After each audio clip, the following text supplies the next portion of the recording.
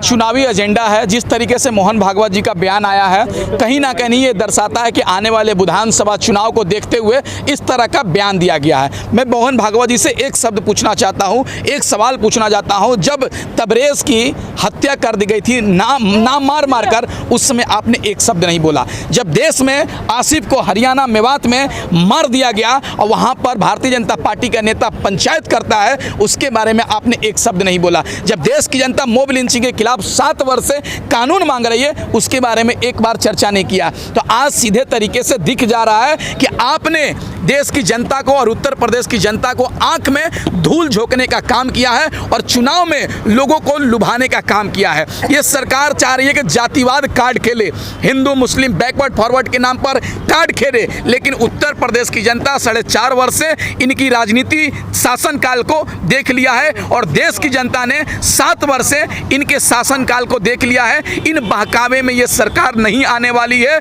इन बहकावे में देश की जनता और उत्तर प्रदेश की जनता नहीं आने वाली है। देश की जनता और उत्तर प्रदेश की जनता रोजी रोटी, कपड़ा, मकान, स्वास्थ्य, शिक्षा, बिजली, पानी और किसानों की मांग को लेकर वोट करेगी। जो सरकार देश के आम नागरिकों के बारे में सोचेगा, जो सरकार युवाओं के रोजगार के बारे में सोचेगा, किसानों के बारे में सोचेगा, महंगाई कम करने की बात करेगा, देश की जनता उनको वोट देने का काम करेगी। उत्तर प्रदेश की जनता उनको वोट देने का काम करेगी। विकास के मुद्दे भटक गए हैं, हिंदू मुस्लिम का मुद्दा फिर से लाया जा रहा है यूपी चुनाव को लेकर। देखिए, एक बात बताइए, ये सरकार तो फेलियर रही है।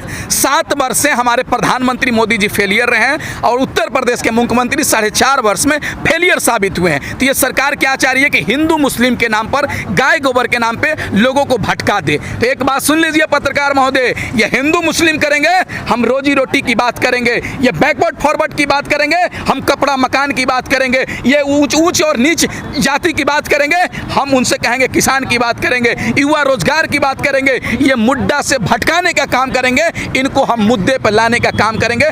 देश की जनता गुमराह नहीं होने वाली है। देश की मेन स्ट्रीम मीडिया करोड़ों खरबों रुपए लेकर 2014 से देश की जनता को गुमराह करने का काम कर रही थी, लेकिन देश की जनता समझ चुकी है इन जातिवाद, इन धर्मवाद, ये बैकवर्ड फॉरवर्ड, ये हिंदू मुस्लिम की राजनीति में अब फंसने वाली नहीं है। चाहे इधर से आए या इधर से आए, देश की जनता, उत्तर प्रदेश की जनता सीधे विकास के नाम पर वोट देने का काम करेगी, किसी के बहकावे में नहीं आने वाली है। किसानों कितना असर पड़ेगा यूपी चुनाव में? बिल्कुल, किसान आंदोलन भारतीय जनता पार्टी के लिए कब्र है। जिस तरीके से किसानों ने बंगाल में जाकर कब्र खोदा, उसमें भारतीय जनता पार्टी को दफनाने का काम किया है। अगर इसी तरीके से किसान आंदोलन जारी रहा तो उत्तर प्रदेश के बॉर्डर का किसान उत्तर प्रदेश के तमाम जिलों में जाएगा, पंजाब के तमाम जिलों में जाने का काम करेगा, उत्तराखंड, गोवा के तमाम जिलों में जाने का काम करेगा और भारतीय जनता पार्टी के खिलाफ प्रचार करने का काम करेगा और भारतीय जनता पार्टी के खिलाफ वोट देने का प्रचार करेगा और जनता से कहेगा, सोना दिया सुनार को पायल बना दिया, लोहा दिया लोहार को हथौड़ा बना दिया, वोट दिया मोदी जी को हाथ में कटोरा थमा दिया। यही तो चुनाव में जाकर कहेंगे कि हम 7 महीने से सड़क पर संघर्ष कर रहे हैं, लेकिन हमको सुनने को कोई तैयार नहीं है। देश का युवा लगातार मोदी जी से कह रहा है, रोजी दो, रोजी दो, नौकरी दो, नौकरी दो, लेकिन ये सरकार सुनने को तैयार नहीं है। देश की महिलाएं कह रही हैं कि हमारी अजमत को लूटा जा रहा है, हमारी इज्जत को लूटा जा रहा है, लेकिन ये सरकार रेपिस्टों के साथ खड़ी है। यही तो 7 वर्ष से देश की जनता मांग रही है, लेकिन ये सरकार सुनने को तैयार नहीं है। तो यही तो बताने जाएंगे कि 7 वर्ष में अगर आप इनको वोट करते हैं तो जिस तरह से किसान सड़क पर है, युवा सड़क पर है, महिला सड़क पर है, अगर आप वोट देते हैं बीजेपी को तो आप भी सड़क पर आ जाइएगा। यही तो कहने के लिए जाएंगे हम, यही तो कहकर भारतीय जनता पार्टी को हराने का काम करेंगे हम।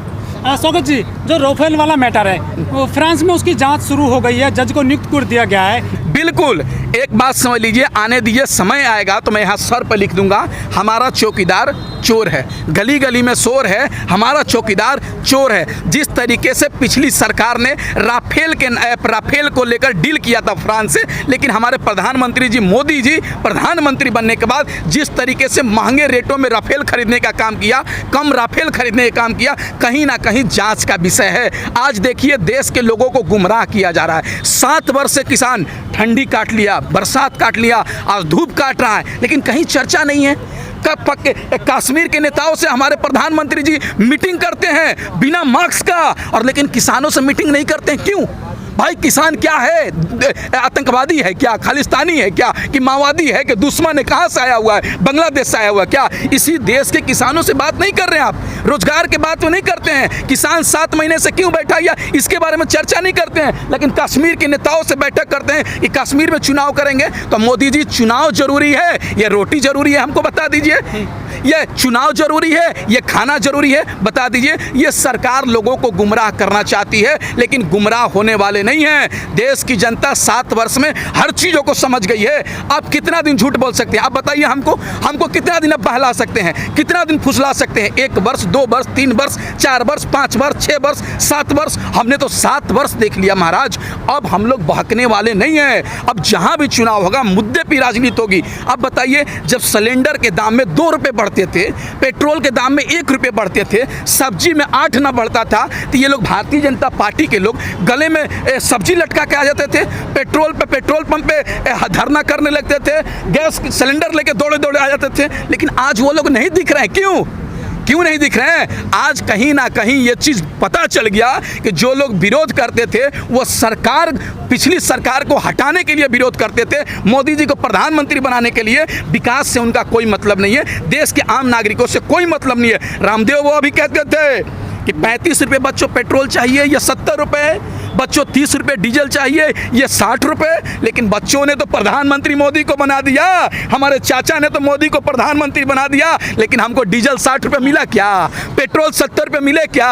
देश की जनता को बेवकूफ़ समझे क्या आप?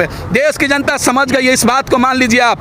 देश की जनता मूर्ख बनने वाला नहीं है। मोदी जी के बाप के ही देश ना है कि जौन मर्जी तौन करिहन, किसान के रोड पर ला देबो, युवा के सड़क पर ला देबो, कहा तो देनी। देश की जनता गुमराह होने वाली नहीं है। अब ये सरकार को उखाड़ फेंक दिया जाएगा, संसद भी किसान जाएगा। जिस तरीके से किसान और देश की जनता जागरूक हो चुकी है, अब इनके गुमराह होने वाली नहीं है।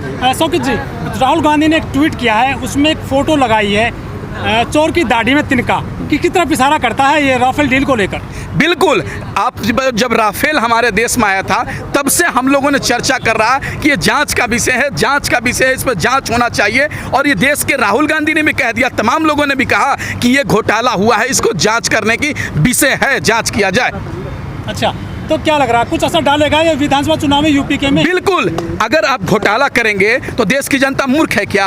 उत्तर प्रदेश की जनता को समझदारी नहीं है क्या कि राफेल के नाम पर पिछली सरकार ने डील किया था कि इतना लाया जाएगा राफेल को, लेकिन ये सरकार आने के बाद महंगे दामों में कम राफेल को खरीद के लाई है। तो ये सरकार कहीं ना कहीं दर्शाती है कि देश के आम नागरिकों के बारे में नहीं सोच रही है, देश के जवान के बारे में सोच नहीं रही है, बल्कि चुनाव लड़ने में व्यस्त है। अब बताइए, कोरोना महामारी में लाशें को तैरा दिया, क्या हॉस्पिटल बना क्या?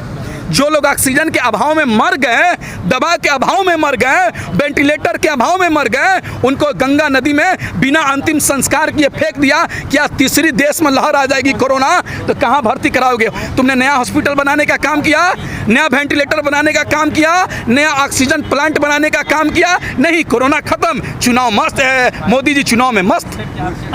शौकत जी, जैसे जैसे नजदीक आ रहे हैं उत्तर प्रदेश के चुनाव, छापे पड़ने शुरू हो गए हैं उत्तर प्रदेश में। देखिए, एक बात समझ लीजिए, ये जो सरकार है, सत्ता में बैठे लोग हैं, चाहे लखनऊ की बात कर ले या दिल्ली की बात कर ले, ये लोग बदला की भावना से राजनीति करने वाले हैं कि अगर चुनाव आ गया, अब क्या करेंगे? सीबीआई, ईडी, तमाम सरकारी यंत्र के माध्यम से विपक्षी पार्टी के नेताओं को परेशान करने का काम करेंगे, उनको बदनाम करने का काम करेंगे। एक बात बताइए, 4.5 वर्ष से जांच क्यों नहीं किया गया?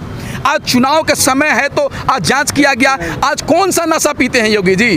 कौन सा नशा करके आप 4.5 साल तक सोए हुए थे? चुनाव आया तो जग गए। मतलब ये दर्शाता है कि बदले की भावनाएं से राजनीति किया जा रही है। एक बात बताइए, मैं किसी गुंडे मवाली किसी का समर्थन नहीं करता हूँ, छोड़ दीजिए, लेकिन जौहर यूनिवर्सिटी बनाया गया, सपा के नेता ने बनाया, आजम खान ने। अब बताइए, उसमें जिनके मम्मी पापा नहीं है, मर गए हैं, उनको फ्री में पढ़ाया जाता है, गरीब के बच्चों को कम पैसे में पढ़ाया जाता है, लेकिन क्या हुआ? उसके जुल्म में उसको जेल में डाल दिया गया, यूनिवर्सिटीज़ को तोड़ी गई। अरे भाई, आपने तो नया यूनिवर्सिटी बनाया नहीं, और जो बनाया उसको तोड़ दिए।